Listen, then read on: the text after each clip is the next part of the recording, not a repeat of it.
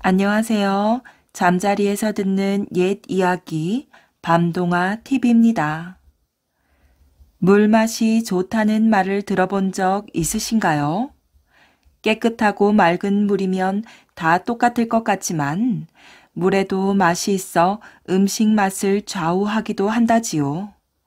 오늘 첫 번째로 들려드릴 이야기는 조선시대 강릉 부사로 있던 허엽이 맛있는 우물물을 마시다가 두부를 만들게 된 이야기랍니다.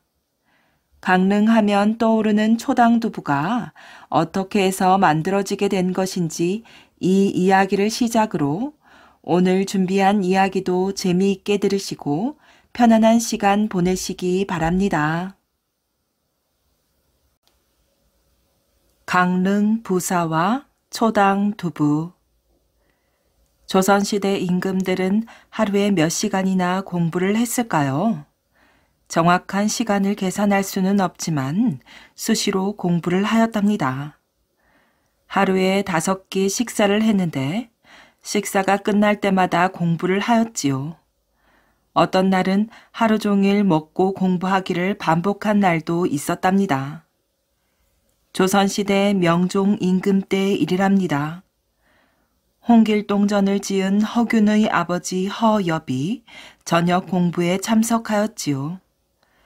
그때 허엽은 조선시대 최고 교육기관인 성균관을 담당하고 있었어요. 명종 임금이 허엽에게 물었답니다.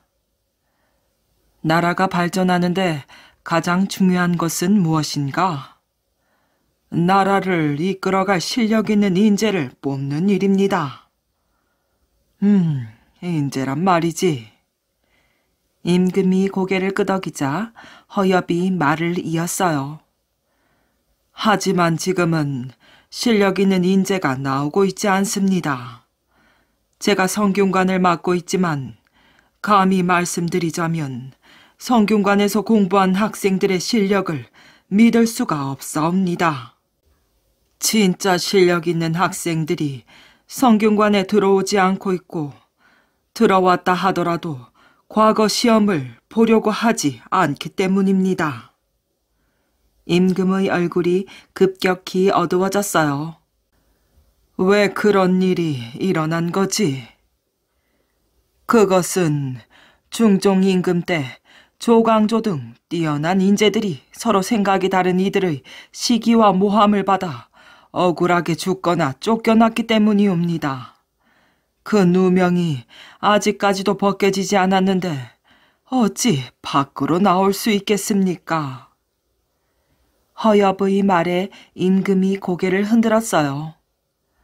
하지만 할아버지 왕 때 있었던 일을 어찌 감히 뒤집을 수 있단 말인가? 임금으로서도 어쩔 수 없는 일이라는 뜻이었지요. 그건 할아버지 왕의 잘못을 파헤쳐 욕보이는 일로 손자가 할 일도 해서도 안 되는 일이었지요. 하지만 허엽은 물러나지 않았답니다. 진실은 밝혀져야 하옵니다. 허자는 인재를 뽑을 때 청탁을 받지 않아 비방이 쌓여 쫓겨났고 구수담은 제 몸을 돌보지 않고 충성을 다했는데도 사약을 받아야만 했습니다. 이렇게 억울한 일이 또 어디에 있겠습니까? 임금의 얼굴이 눈에 띄게 굳어갔지만 허엽은 말을 멈추지 않았어요. 특히나 사형은 사람의 목숨을 끊는 일이므로 여러 차례 조사하고 신문하여 억울한 일이 없도록 해야 합니다. 그런데 그 당시 대신들은 아무런 조사도 받지 못한 채 생떼 같은 목숨을 내놓아야 했습니다. 임금은 크게 한숨을 내쉬었어요. 어흠. 이제 제발 그만 멈추기를 바라는 표정이었지요. 그러나 허엽은 자신이 하고 싶은 말을 끝까지 다 하였답니다. 전하, 그때 억울하게 죽은 대신들의 누명을 벗겨주시고 쫓겨난 대신들의 관직을 되찾아 주십시오. 그리하여 정의가 살아있다는 것을 보여주십시오. 그러면 다시 학생들이 성균관으로 몰려들 것이고 성균관에서 열심히 공부한 실력 있는 학생들이 과거 시험을 보아 관직으로 나아갈 것이옵니다. 이것이 곧 나라가 발전하고 부강해지는 길이 아니고 무엇이겠사옵니까? 밤이 늦도록 토론이 이어졌지만 허엽의 말은 받아들여지지 않았답니다. 허엽과 생각이 다른 대신들이 앞다투어 반대를 하였거든요. 말도 안 되는 소리이옵니다. 잘잘못은 이미 가려졌고 그에 마땅한 처벌이 있었을 뿐이옵니다. 지난 일을 돌쑤셔 분란을 일으키는 허엽을 가만두어서는 아니되옵니다. 이 일로 허엽은 성균관을 비롯하여 맡고 있던 모든 관직에서 쫓겨나고 말았답니다. 진실을 밝히기가 이토록 어렵단 말인가. 허엽의 마음은 몹시 무거웠어요. 하루하루가 살얼음판을 걷는 것처럼 위태위태하였지요. 허엽은 서울 생활을 포기하고 가족들이 있는 강릉으로 내려갔답니다. 강릉 생활을 하던 어느 날 임금이 관직을 내렸지요. 허엽을 강릉 부사로 임명하노라. 허엽의 주장을 받아들이기는 힘들었지만 실력 있는 관리를 그대로 둘 수는 없었던 것이에요. 허엽은 강릉 부사가 되고 나서도 쉼없이 나라 걱정을 하였답니다. 이 나라를 어찌하면 좋단 말인가. 깊은 밤에도 잠을 이루지 못하고 뜰을 서성였지요. 그러다가 울창한 숲속에서 길을 잃은 것처럼 머릿속이 막막해지면 뜰 한쪽에 자리 잡은 우물물을 떠마시곤 하였답니다. 이 물처럼 깨끗하고 맑은 사람이 되고 싶었건만 가야 할 길이 멀고 암담하기만 하구나. 그러던 어느 날 밤이었어요. 그날도 잠을 못 이루고 뜰을 서성이다 우물가로 갔답니다. 이 맑은 물이라도 마실 수 있는 것을 복이라고 해야 할까? 복잡한 마음을 추스르며 두레박에 물을 길어 올리는데 문득 새하얀 두부가 머릿속을 스쳐 지나가는 것이었지요. 그래, 두부. 하루 종일 먹은 거라고는 두부 몇 조각뿐이었어요. 입맛이 없어 밥이 도통 넘어가질 않았거든요. 그런데도 전혀 배고픈 줄 몰랐답니다. 두부가 보통 음식이 아니구나. 조금만 먹어도 속이 든든하여 활동하는데 아무런 지장이 없어. 영양도 좋고 맛도 좋고. 그런 생각이 들자 빙글에 미소가 지어졌어요. 이 깨끗하고 맑은 물로 두부를 만든다면 생각만으로 머릿속까지 개운해지는 것 같았어요. 어허, 내 당장 두부를 만들어야겠구나. 그때마다 허엽은 마음이 어수선할 때마다 온갖 정성을 다해 두부를 만들기 시작하였어요. 먼저 우물물을 떠다가 밤새 콩을 불렸지요.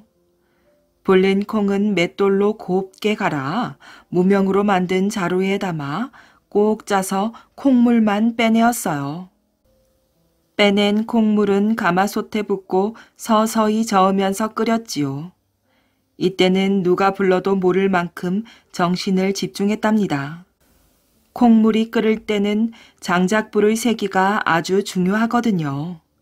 까딱 잘못하면 콩물이 보그르르 흘러넘쳤어요. 이 정도면 되겠군. 그 다음에는 콩물에 간수를 넣어 응고를 시켜야 하였지요. 하지만 강릉에는 천일염이 나지 않았어요. 그래서 깨끗한 동해 바닷물을 길어다 썼답니다. 그렇게 해서 콩에 들어있는 단백질 성분이 엉겨 순두부가 만들어지면 그걸 다시 틀에 붓고 반듯한 나무판으로 눌러 굳혔지요. 어느 정도 물이 빠지고 나면 뽀얀 우윳빛의 두부가 만들어졌어요. 허엽이 만든 두부는 맛이 무척 담백하고 고소하였지요. 허엽은 그 두부를 주변 사람들에게 아낌없이 나눠 주었답니다. 맛을 본 사람들은 두부 맛에 감탄을 하였지요. 부들부들해서 술술 넘어갑니다요. 간이 심심해서 먹기도 좋고요. 향은 또 얼마나 좋은지. 소문은 강릉 시내를 거쳐 멀리 퍼졌답니다. 강릉 관청에 가면 맛있는 두부가 있대요. 부사가 직접 만든 두부래요. 안 먹어본 사람은 말할 수 없는 신비한 맛이래요. 그 뒤로 강릉 사람들은 허엽이 만든 두부를 초당두부라고 불렀어요. 허엽의 또 다른 이름인 호가 초당이었거든요. 하지만 허엽의 부사 생활은 그리 길지 못하였답니다. 생각이 다른 대신들이 허엽에게 높은 관직을 주어서는 안 된다고 끊임없이 주장했거든요. 전하, 허엽은 지난 일을 들추어 나라를 혼란에 빠뜨릴 수 있는 사람이옵니다. 그렇사옵니다. 허엽을 파면해야 하옵니다. 결국 허엽은 부사 자리에서 물러나야 했지만 두부 만들기는 계속되었어요. 두부를 만들 때만큼은 비바람이 몰아치는 것처럼 혼란스럽던 마음이 바람 한 점 불지 않는 잔잔한 호수처럼 고요했거든요. 물만만큼이나 두부 맛도 좋구나. 허엽은 이 세상에 자신이 할 일은 오직 두부 만드는 것밖에 없다는 듯 두부를 만들고 또 만들었어요. 허엽이 만들었던 초당두부의 비법은 약 350여 년 동안 아름아름으로만 전해져 내려왔지요. 그러다가 100여 년 전부터 강릉의 몇몇 집에서 맛 좋은 우물물과 동해 바닷물을 길어다 쓰는 초당의 방식 그대로 두부를 만들었답니다. 그 두부를 강릉 시내에 내다 팔면서 소문이 널리 퍼졌지요. 초당두부는 야들야들 맛있어요.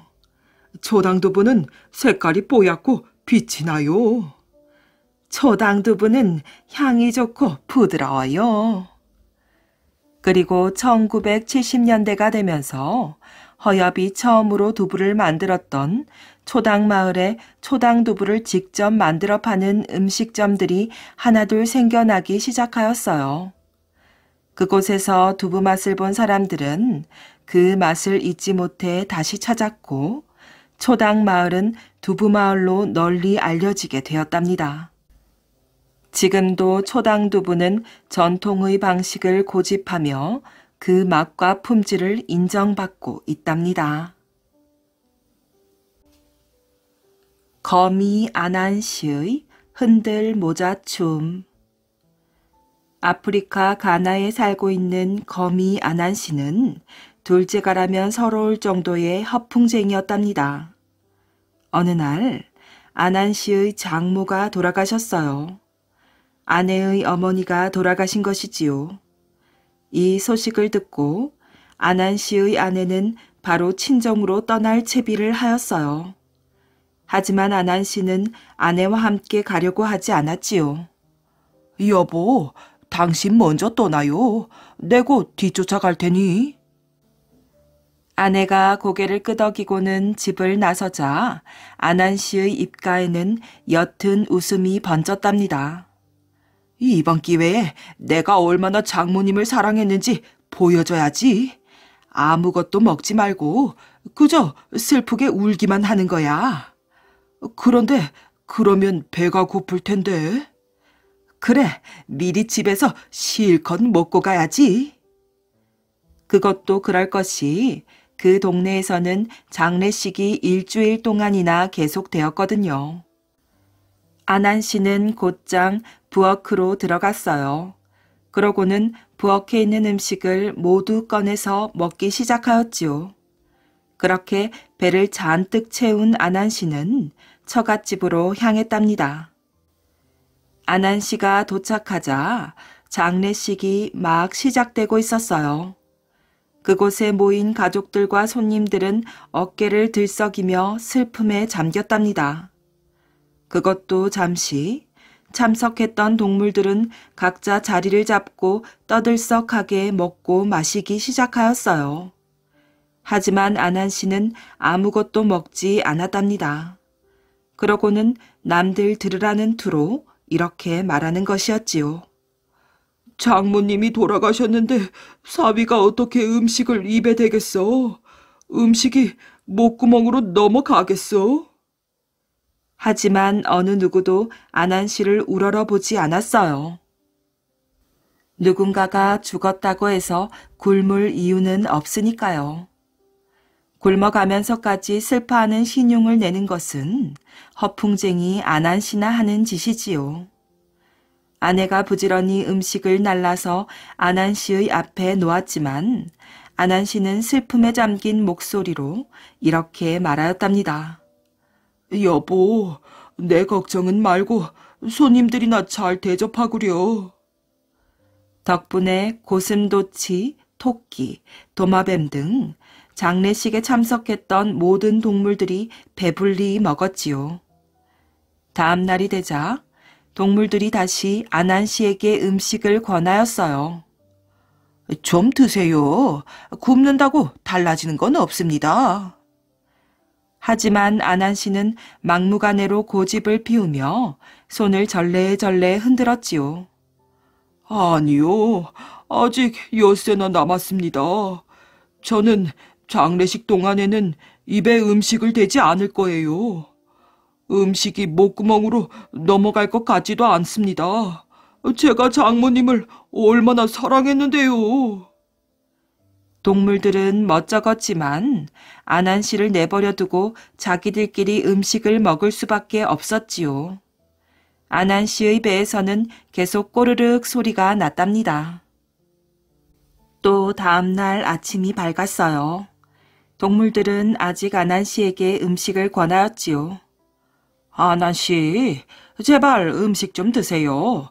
그렇게 계속 굶을 필요는 없지 않습니까? 그러다가 큰일 납니다. 하지만 아난 씨의 고집은 대단하였지요. 장모님이 돌아가신 지 이틀밖에 안 되었는데 내가 어떻게 음식을 입에 댈 수 있겠소? 할 수 없이 이번에도 동물들은 자기들끼리만 음식을 먹었어요. 고소한 음식 냄새가 솔솔 풍기자 아난 씨는 배가 고프다 못해 아플 지경이었지요. 그렇게 아난 씨가 아무것도 먹지 않고 버틴 지 나흘째가 되는 날이었어요. 동물들은 다 어디에 갔는지 보이지가 않았지요. 그때 어디선가 콩 볶는 냄새가 나기 시작하였어요. 아난 씨는 자기도 모르게 냄새를 쫓아 부엌으로 들어갔지요. 커다란 냄비 안에는 콩들이 탁탁 소리를 내며 볶아지고 있었어요. 그것을 보자 갑자기 배가 오그라들면서 입안 가득 침이 고였답니다. 아난 씨는 잽싸게 주위를 살펴보았어요. 마침 아무도 없었지요. 해라, 모르겠다. 먹고 보자.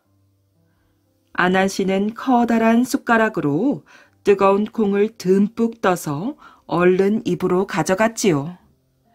앞불싸, 바로 그때 개랑 닭, 그리고 토끼랑 다른 동물들이 마당 안으로 들어오는 것이 보였어요. 당황한 아난 씨는 냄비에 있던 콩을 모자에 쏟아붓고는 얼른 머리에 뒤집어섰지요. 콩을 감추려고 말이에요.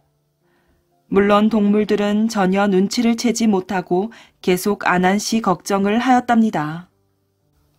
아난 씨, 제발 뭐 좀 먹어요. 이러다 큰일 나겠어요. 안 돼. 내가 누군데 살만 더 굶겠소. 난 허튼 소리는 안 해요. 하지만 바로 그 순간 아난 씨의 모자 속에서는 뜨거운 콩이 지글지글 머리카락을 태우고 있었어요. 어찌나 뜨거운지 아난 씨는 모자를 확 집어던지고 싶었지요.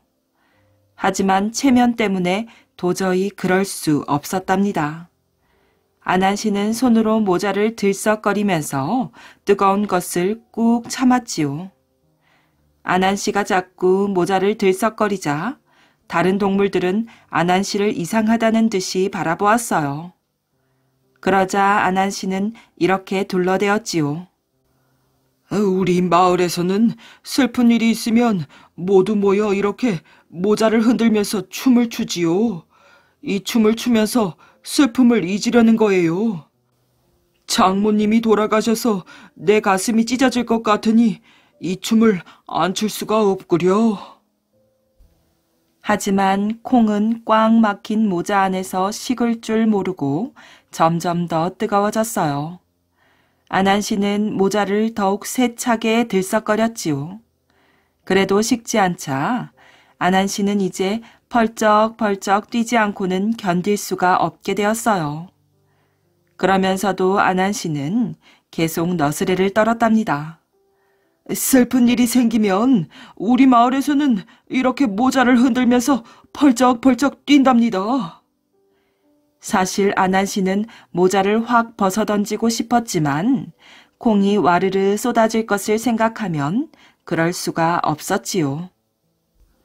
우리 마을 사람들은 이렇게 모자를 세게 흔들면서 춤을 춘답니다. 그래야 슬픔이 빨리 가시니까요. 결국 참다 못한 아난 씨는 소리를 지르며 밖으로 뛰쳐나갔어요. 아이고, 나는 가야겠어요. 하지만 동물들은 아무것도 모르고 아난 씨를 쫓아가며 소리쳤지요. 이봐요, 아난 씨. 가기 전에 뭐 좀 먹고 가요. 아난 씨는 모자 속에서 지글지글 타고 있는 뜨거운 콩 때문에 제정신이 아니었어요. 아난 씨는 펄쩍펄쩍 뛰면서 얼굴을 잔뜩 찌푸렸지요. 아니에요. 우리 마을에서는 이렇게 펄쩍펄쩍 뛰면서 모자를 세게 흔들고 몸부림을 치지요. 이렇게 말이에요. 나는 우리 마을로 가야겠어요. 아난 씨는 어쩔 줄을 모르고 이리 펄쩍 저리 펄쩍 뛰면서 달렸답니다. 그러자 동물들도 아난 씨를 따라 우르르 달렸지요. 이봐요, 아난 씨. 가기 전에 밥이나 먹고 가요. 내가 누군데 장모님이 땅에 묻힌 지 며칠이나 됐다고 음식을 입에 댑니까? 아난 씨는 여전히 허풍을 떨었지요. 하지만 아난 씨는 더 이상 참을 수 없었답니다. 온갖 동물들이 뒤에 따라오고 있었지만 체면을 차릴 형편이 아니었지요. 결국 아난 씨는 모자를 던져버렸어요. 그러자 뒤쫓아오던 개며 닭이며 토끼며 다른 동물들이 모든 걸 보고 말았답니다. 바로 뜨거운 콩이 아난 씨의 머리카락에 찰싹 달라붙어 지글지글 타고 있는 것을요. 동물들은 그 꼴을 보고는 그만 배꼽을 잡고 깔깔깔 웃어대었지요. 아난 씨는 창피해서 어쩔 줄 몰라 하였어요. 쥐구멍이라도 있으면 들어가고 싶은 심정이었지요. 그때 무성한 풀숲을 발견한 아난 씨는 그대로 풀숲으로 펄쩍 뛰어들며 소리쳤답니다. 제발 날 좀 숨겨주세요. 그러자 풀이 아난 씨를 덥석 받아 감쌌지요. 이 일로 인해서 아난 씨의 머리는 대머리가 되었답니다. 도깨비가 정해준 무덤 자리. 옛날 안동 김씨성을 가진 한 총각이 살고 있었답니다. 이 총각은 양반집 자제라서 그런지 늘 공부에 매달려 길을 가면서도 책을 펴들고 읽곤 하였지요. 어느 날이었어요. 그날도 책을 읽으면서 서당을 가고 있었는데 마침 다리 하나를 지나게 되었지요. 총각은 책에 모았던 시선을 들어 다리 아래를 내려다 보았답니다.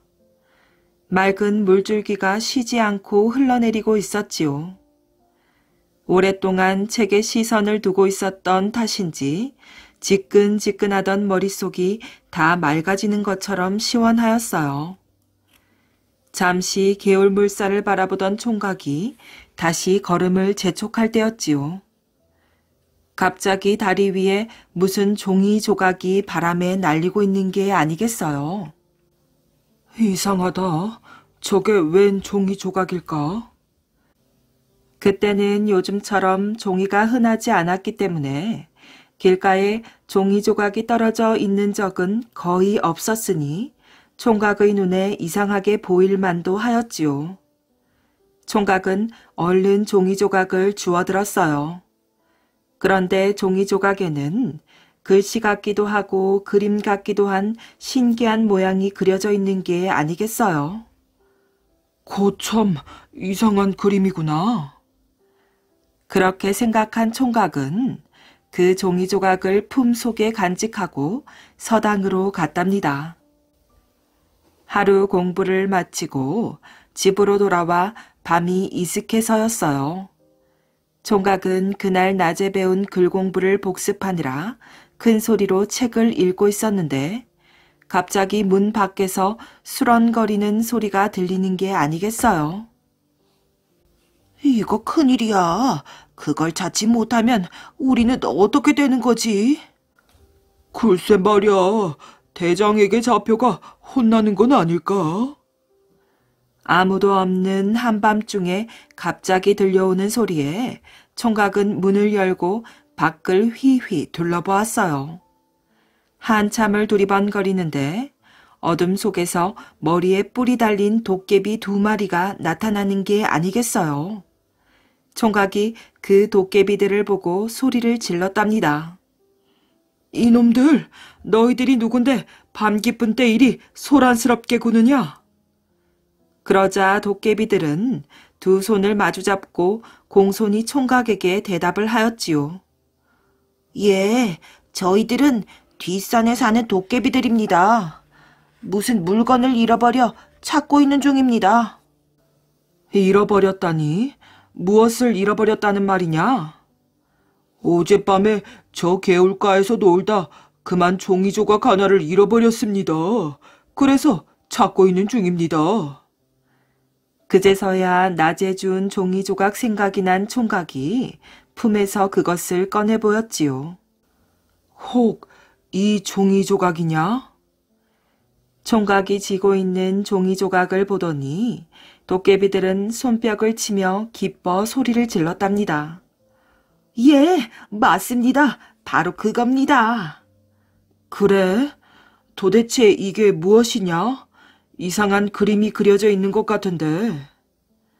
그게 우리 도깨비들의 호적입니다. 그걸 잊어버리면 우리는 소속이 없는 도깨비가 되고 맙니다. 어서 그것을 돌려주십시오. 돌려만 주신다면 도련님의 소원을 모두 들어드리겠습니다. 총각은 신기한 생각이 들어 도깨비에게 다시 물었답니다. 정말 어떤 소원도 다 들어준단 말이냐? 호적만 돌려주신다면 무슨 소원이든 다 들어드리지요.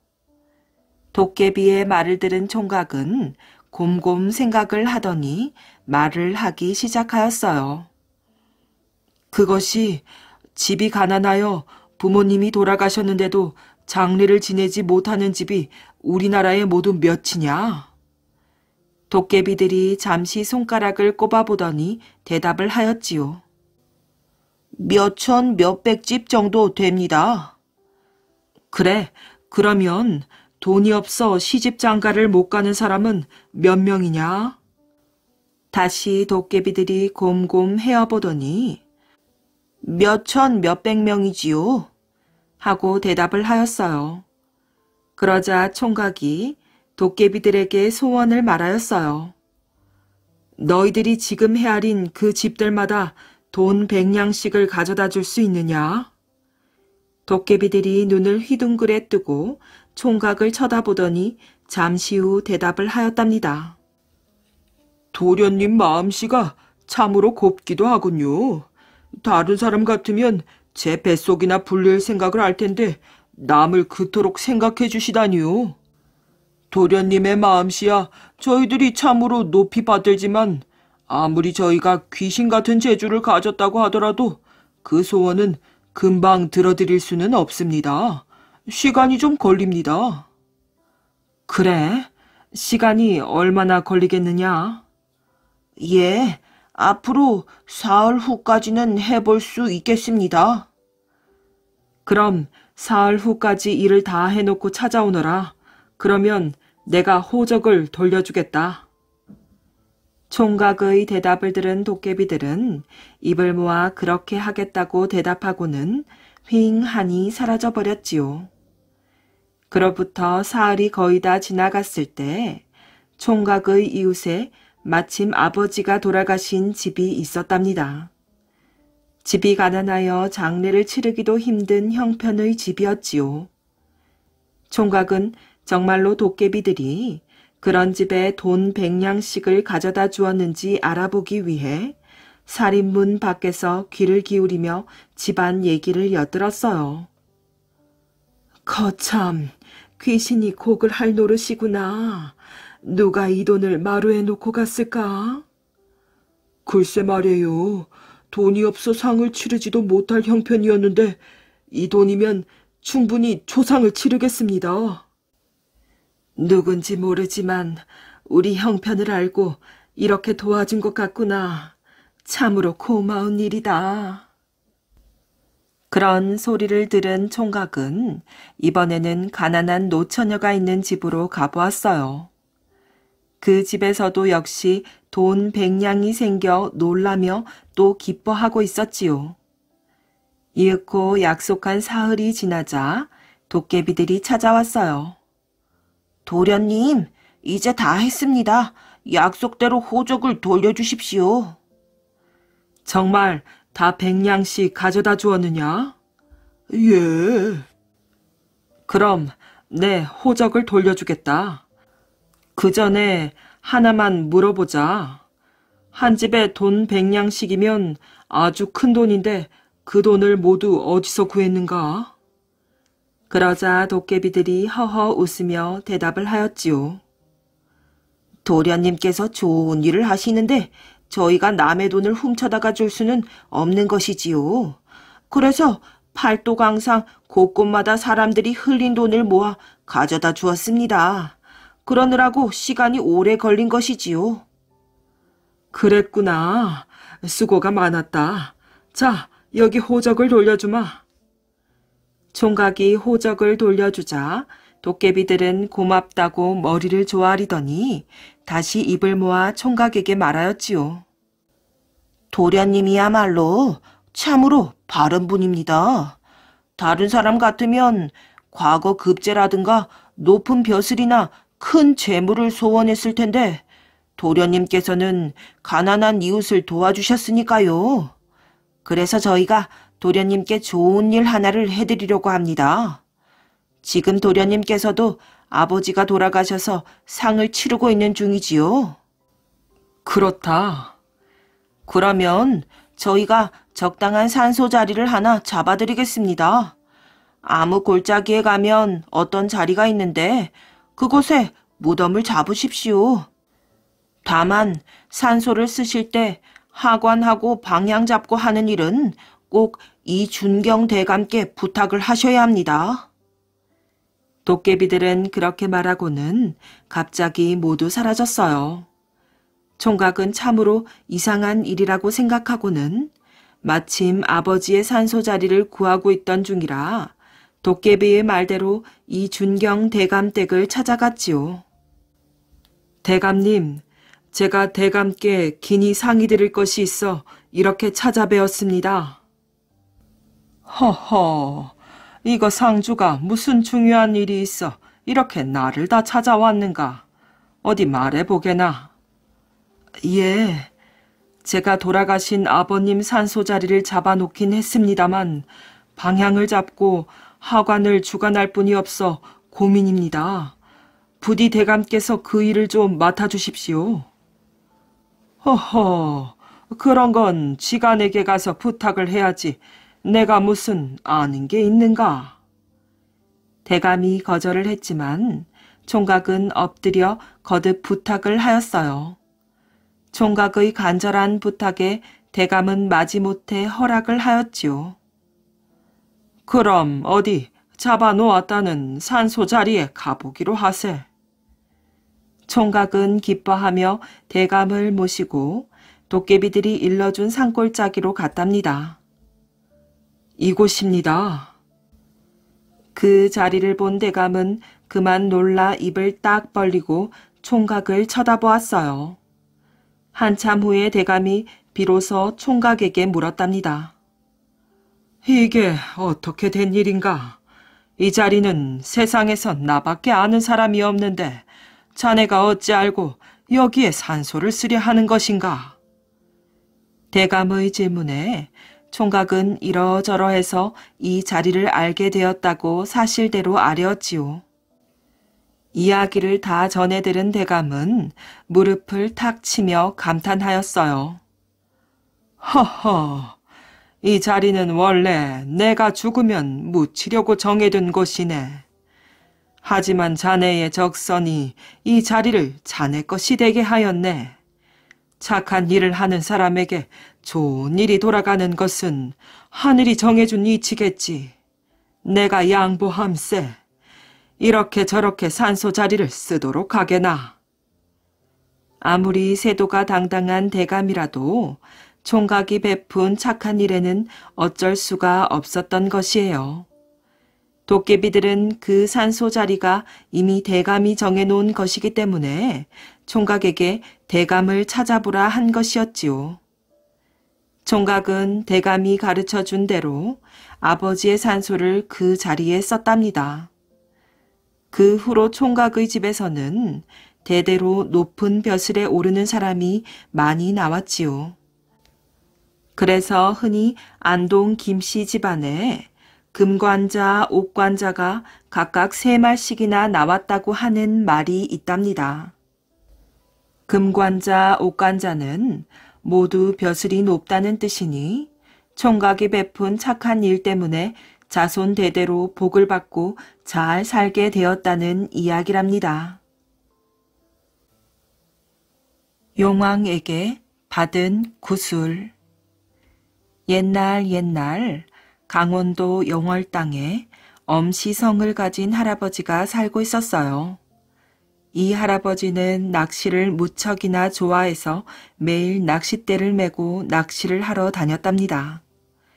하지만 할아버지는 고기를 잡기만 하고 먹지는 않았지요. 바늘이 곧은 낚싯바늘에 미끼만 끼우고는 물고기가 와서 입질을 하는 것을 보면서 시간을 보내는 것이었어요. 어느 봄날 낚시를 하러 간 할아버지는 볕이 하도 따뜻해서 비스듬히 누워 잠이 들었답니다. 그런데 꿈 속에서 웬 사람이 자기를 데리고 어디론가 가는 것이었지요.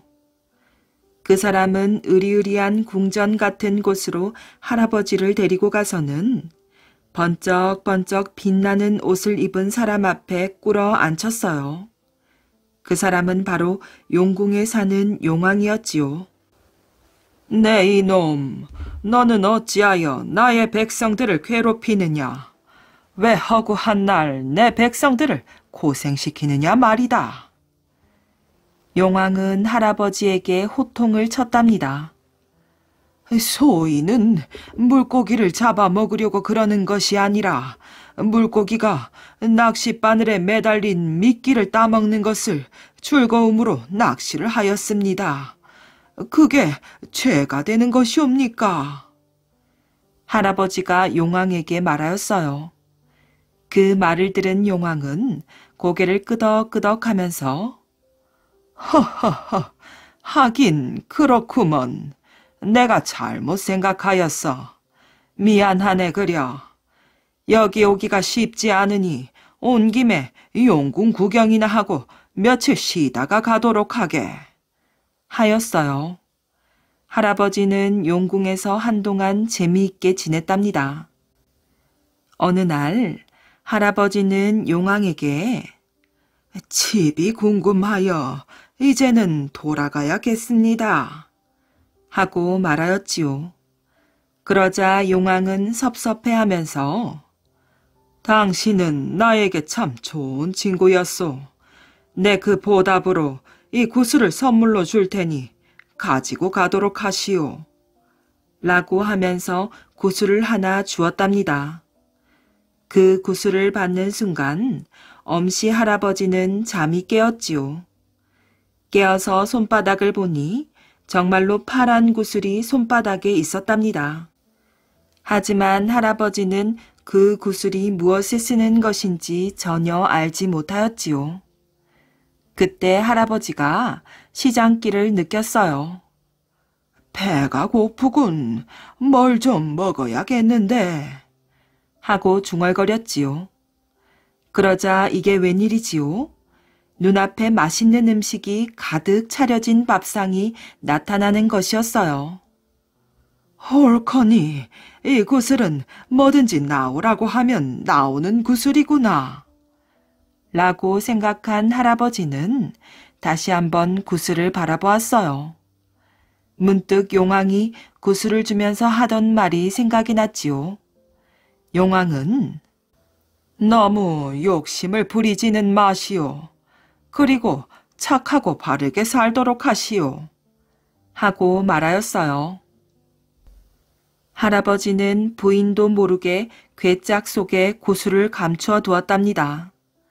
그리고 생활이 아주 어려울 때만 구슬을 꺼내어 쌀 조금, 돈 조금씩만 나오게 하였지요. 할아버지에게는 시집간 딸이 하나 있었어요. 어느 날 시집간 딸이 집에 다니러 왔지요. 그런데 딸이 보기에 친정집 살림이 아주 달라져 보였어요. 딸은 궁금해서 어머니에게 물어보았지요. 어머니, 무슨 횡재라도 하셨어요? 갑자기 이렇게 집안 형편이 달라졌으니 말이어요. 글쎄, 나는 잘 모른다. 네 아버지가 방에 들어앉아 뭐라고 혼자 중얼중얼거리고는 돈도 가지고 나오고 쌀도 가지고 나오고 그러더구나. 딸은 어머니의 말을 듣고는 호기심이 생겼답니다. 그래서 어느 날 아버지가 방으로 들어가서 문을 걸자 딸은 문 구멍으로 방 안을 엿보았지요. 아버지는 그것도 모르고 잠가두었던 괴짝을 열고는 구슬을 꺼내어서 쌀 3말과 돈 100냥만 나오너라 하고 말하였어요. 그러자 구슬 속에서 쌀 3말과 돈 100냥이 나오는 것이었어요. 이 모습을 지켜본 딸은 그 구슬이 몹시 탐이 났지요. 어느 날 아버지가 밖에 나가자 딸은 자물쇠를 뜯어내고는 괴짝에서 구슬을 꺼내 시댁으로 얼른 돌아와 버렸어요. 집에 가서 구슬을 들고 쌀 1말 나와라 하니 쌀이 나오고 돈 100냥 나와라 하니 돈이 나왔답니다. 딸은 단번에 큰 부자가 되고 싶어졌어요. 그래서 돈 3,000냥하고 쌀 20가마 나와라 하였답니다. 그런데 돈도 안 나오고 쌀도 안 나오는 것이었어요. 그리고 그 다음부터는 그 무엇을 나오라고 해도 나오지 않았답니다. 딸은 아버지에게 미안하기 짝이 없었어요. 그래서 구슬을 들고 아버지에게로 갔답니다. 아버지, 제가 한때 마음을 잘못 먹어 이 구슬을 훔쳐갔습니다. 그런데 제가 지나친 욕심을 부리는 바람에 이 구슬이 더 이상 쓸모가 없어지고 말았어요. 아버지, 용서해 주세요. 할아버지는 다시는 못 쓰게 된 구슬을 괴짝 속에 집어넣고는 옛날처럼 다시 낚시질을 하러 다녔답니다. 도적굴. 병자호란이란 인조 14년 서기로 1637년 섣달 청나라 군사가 우리나라를 침략해온 사건을 말한답니다. 섣달 초 아흐렛날 청나라 군사 13만 명이 압록강을 건너왔고 섣달 열 나흔 날엔 서울로 들이닥쳤고 열 엿새 날엔 남한산성을 포위했고 22튼 날엔 강화가 함락되었고 금음날엔 남한산성이 함락되었는데 그날 인조 임금님이 그들의 앞에 나아가 항복을 하고만 통분한 사건이 바로 그것이지요. 이 난리통에 나라를 잃은 성이 임가라고 하는 한 사람이 사방을 유랑해 돌아다니다가 다음날 섣달 금음날 일가 집에 맡겨놓은 두 어린 자식들을 설이나 같이 쐴 양으로 서울을 향해 올라오던 중 날이 저물어 길을 잃고 말았지요. 경기도 양조 땅이긴 했지만 헤맨다고 헤맨 것이 산길이었기 때문에 어디가 어디인지를 도무지 알 길이 없었답니다. 가시넝쿨이 아랫도리를 훌치고 솔가지가 얼굴을 찌르고 하는데 마침 눈앞에 다가와 있는 큰 바위 새로 빛이 비치고 있어 안이 들여다 보였어요. 이 바위 안에 동굴이 있는 것은 아닐까? 그는 바위와 바위 새에 사람 하나가 옆으로 비집고 들어갈 만한 공간이 있기 때문에 우선 그 안으로 들어가서 밤을 새우리라 생각하고 들어갔지요. 그런데 들어가면 들어갈수록 안이 넓어지더니 이내 집들이 많이 나타났어요. 아니, 이런 동굴 속에 마을이 있다니? 한 큰 집에서는 대낮같이 불빛이 비쳐나오고 안에서는 남자들과 여자들의 웃음소리가 소란스럽게 흘러나오고 있었지요. 자, 밤이 깊다고 걱정될 일이 있나? 닭이 운다고 걱정될 일이 있나? 오늘이 섣달 금음날 밤인데 실컷 술이나 마시면 놀아보잔 말이야. 술만 벌컥벌컥 마시면 무슨 재미인가요? 노래라도 불러가며 술을 마셔야 흥이 나지요. 그래 네 말이 옳구나.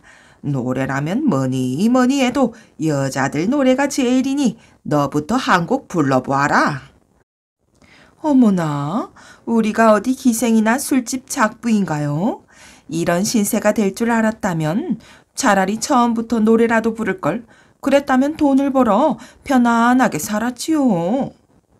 이것들아, 이 마을 이름은 무수동이야. 한자로 쓰면 무수동이라 해서 근심이 없는 마을이란 뜻이야. 그러니 근심 없이 살 수 있는 마을인데 기생 노릇 안 하면 밥 굶고 살 줄 알았더냐. 자, 긴 사설은 그쯤 끝을 내고 어서 노래 한 곡씩을 불러봐라. 도대체 여기가 무얼 하는 곳이며 이 방 안에 들어앉아 있는 남자 여자들은 무얼 하는 인간들일까요? 뒤편으로 들어가 봤더니 나뭇가지에 등불이 걸려 있고 아래에 우물이 있는데 저 멀리서 어떤 여자 하나가 물동이를 머리에 이고는 천천히 걸어오고 있는 것이 보였지요. 옳다. 저 여자가 뭘 하려고 이 밤에 물을 기르러 오는 것일까? 임가는 동정을 살펴보리라 생각하고 나무 위에 올라가 있었어요. 여자는 물동이에 물을 길어 채우고 또 함께 들고 온 놋주발에다 물을 떠 우물 옆의 바위 위에 올려놓더니만 하늘을 쳐다보며 두 손을 비볐지요.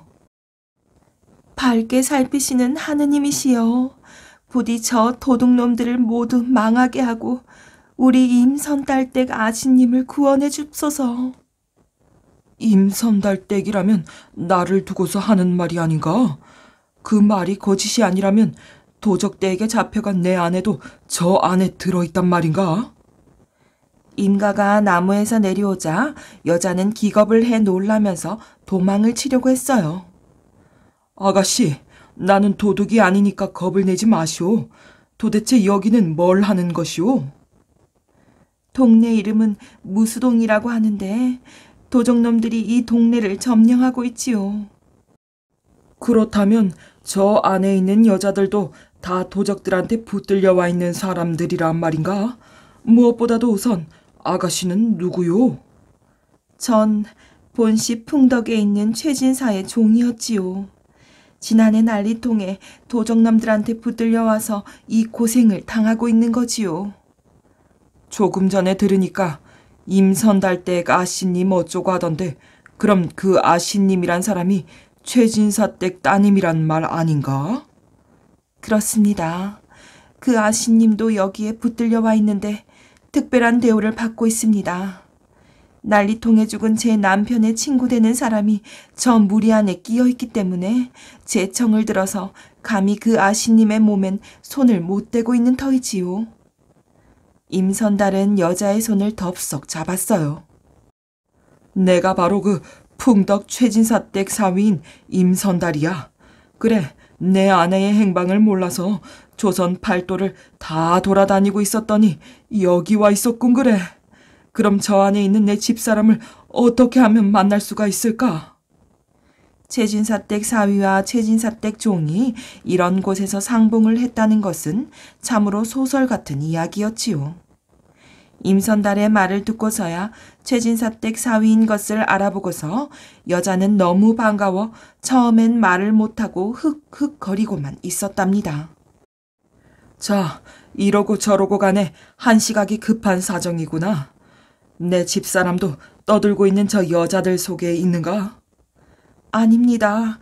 독방에 갇혀 있는데 그 열쇠를 도적놈이 가지고 있으니 그게 문제입니다. 소리가 들릴 테니 문을 두들겨 부술 형편도 못 되고요. 우선 한번 부르기라도 해보면 어떨까? 골이 깊어서 작은 소리로 부르면 안 들리고 큰 소리로 부르면 도적놈들이 먼저 들을 테니 그것도 안 되지요. 그럼 또 무슨 방법이 있단 말이냐? 갈 쓰는 법이라면 세상이 다 알아주는 걸 너도 들어서 알고 있을 게 아니냐? 그렇지만 가리고 송곳이고 빈손인데 여기서야 무슨 소용이 있겠느냐? 그럼 이렇게 하도록 하지요. 서방님께선 저 큰 방 마루 밑에 숨어 계시도록 하십시오. 저놈들은 저렇게 술에 빠져 있으니 밖으로 나오는 일도 없을 게고 또 내일이 설이니까 아침부터 술 타령을 하게 될 것입니다. 그래서 그자들이 술에 정신을 잃고 있을 때쯤 제가 들어가 춤을 출 거예요. 허허, 네가 춤까지 출 줄 알았더냐? 춤을 잘 추어서가 아니죠. 그자들이 멍하니 입을 벌리고 앉아 정신을 놓고 있는 때를 기다리자는 거예요. 그럴 때 서방님께선 문을 살그머니 열고 들어와 개수놈의 옆에 놓여있는 칼을 짚기 무섭게 단칼에 처치하십시오. 그래, 좋은 깨로구나. 죽기 아니면 살기 판인데 무슨 짓인들 못 해낼 게 있겠느냐. 어서 날이 새기만을 기다려보자꾸나. 과연 다음 날이 되니까 도적놈들은 아침부터 또 술을 시작했답니다. 소머리, 돼지머리, 실과 떡, 산의 진미들이 식탁 위에 산같이 쌓여 있었어요. 자, 부어라, 마셔라. 우리는 남들이 가지고 있는 물건을 빼앗아 오기만 하면 되는 것이니 농사를 지을 필요가 있느냐, 가축을 기를 필요가 있겠느냐. 더구나 오늘은 설날이 아니냐. 배가 터질 만큼 먹어보자꾸나. 그 소리가 끝나자 웃음소리와 함께 우레 같은 박수소리가 터져 나왔어요. 그렇게 놀던 것이 점심때 가까이가 되었을까? 떠들어대는 소리의 한편에서는 구르륵 구르륵 하는 코 고는 소리도 들려왔지요. 술들이 어지간히 된 모양이었어요. 그러나 칼을 옆에 세워놓고 있는 괴수 도적놈들은 먹는 기운도 남보다 대단했던지 쨍쨍하게 소리를 내질렀어요. 거까지 술에 벌써 나동그라지다니 재미없다 재미없어. 아, 잠을 자려거든. 저희들 저소로 나가서 잘 일이지. 재미없게 이 술자리에서 잠을 자고 있을 게 뭐란 말이냐. 다들 일어나지 못할까? 아이고, 예, 예. 그러고 있을 때에 바깥쪽으로부터 문을 보시지 열고 최진사댁 종이 들어갔답니다. 3월이어요. 어허허, 우리 부엌댁이 3월 아가씨가 등장을 해주었구나. 그래, 너도 술 생각이 나서 들어왔느냐? 언제는 제가 술 마실 줄을 알고 있던가요. 모두 맨송맨송하게 앉아 계시니까 춤을 춰드리려고 들어온 거지요. 괴수 도적놈은 방이 떠나가라 크게 웃어젖혔어요. 으하하하하, 우리 부엌대기 아가씨님이 춤까지 추어주겠다고 오셨다. 자, 너희들 모두 일어나거라. 우리 사멀님이 우리 앞에서 춤을 추어주겠단다. 옛날의 종들은 이름이라는 것이 없고 팔려 들어온 그달 이름을 따서 정월이니 이월이니 하고 불렀던 것이었어요. 사머리는 위에서 말한 대로 죽은 남편과 친구인 도적놈 하나가 이 가운데에 있어서 특별히 부엌 일을 맡아서 하도록 우대를 해주고 있었던 것이지요. 괴수 도적놈의 불효령을 맞고서 코를 골고 있던 도적놈들은 모두 겁을 내어 눈을 싹싹 비비면서 일어나 앉았어요. 첩장님 지금 뭐라고 하셨어요? 이놈들아, 이 사머리가 지금 춤을 추어주겠다는데 천지를 모르고서 잠들만 자고 자빠져 있단 말이냐. 자, 사머라, 그래, 춤 한번 추어보아라. 사머리가 두 활개를 벌이고 춤을 추기 시작하니까 한꺼번에 박수 소리와 함께 웃음소리가 터져 올랐어요. 잘 춘다, 잘 추어. 아니, 사머리가 언제 저렇게 춤을 배워놓고 있었지? 아, 잘 춘다, 잘 춰. 빌어먹을 것 우리도 한번 같이 추어볼까? 아니다, 이 머저리 같은 놈아. 너는 입을 닫고서 사머리의 춤이나 보고 있어.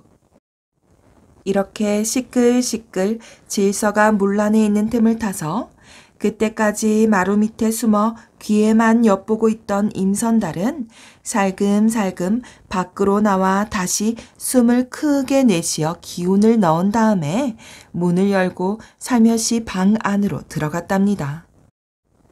그리고 도적놈들이 사머리의 춤에 눈을 빼앗겨 정신을 잃고 있는 틈을 타서 벽에 세워져 있는 칼을 집어들고 먼저 괴수 도적놈의 목을 쳤지요.